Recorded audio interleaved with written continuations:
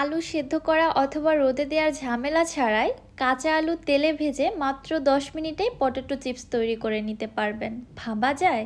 আসসালামু আলাইকুম everyone, welcome back to my channel. আজকে আমি তৈরি করব ক্রিস্পি পটেটো চিপস, তাও আবার মাত্র 10 মিনিটে। এই চিপসগুলো তৈরি করতে আলু সেদ্ধ করতে হবে না, রোদে শুকাতে হবে না, মাত্র 10 মিনিটে তৈরি করে নিতে পারবেন। চিপসগুলি কত বেশি ক্রিস্পি হয়েছে জাস্ট দেখুন। হুটহাট চিপস খেতে ইচ্ছে করলে আর তো বাজারে যাওয়ার কোনো প্রয়োজনই নেই, ঘরেই খুব সহজে তৈরি করে নিতে পারবেন। চলুন তাহলে রেসিপি দেখে আসি। আমি এখানে মোটামুটি বড় সাইজের কয়েকটি আলু নিয়েছি। চিপস তৈরি করার জন্য আজকে আমি ডায়মন্ড আলুটা ব্যবহার করছি।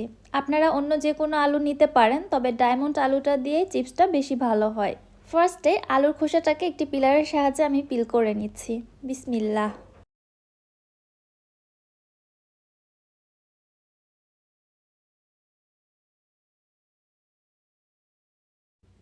সবগুলি আলুর খোসাটাকে পিল করা হয়ে গিয়েছে।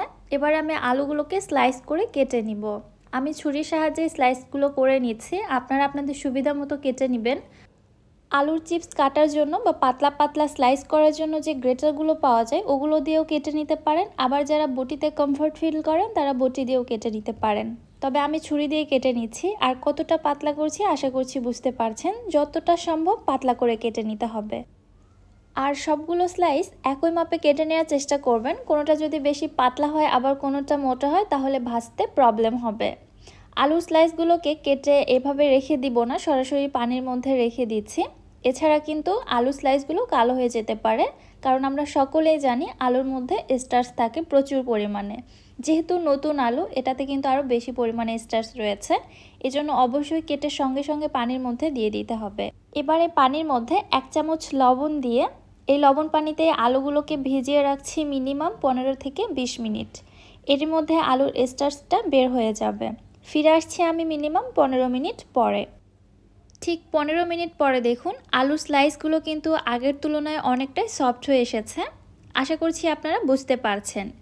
এইবারে আলু স্লাইসগুলিকে কয়েকবার পানি বদলিয়ে খুব ভালোভাবে ধুয়ে নিব, যতক্ষণ না ক্লিন স্বচ্ছ পানি বের হচ্ছে।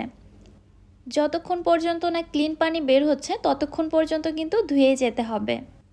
পানি ঘোলাতে থাকা অবস্থায় যদি ওই আলুর চিপসগুলো ভেজে নেয় তাহলে চিপসের কালার একদমই ভালো আসবে না, অনেকটাই কালচে হয়ে যাবে। ঠিক এরকম স্বচ্ছ ক্লিন পানি বের হওয়া পর্যন্ত আমি আলুর স্লাইসগুলিকে খুব ভালোভাবে ধুয়ে নিয়েছি।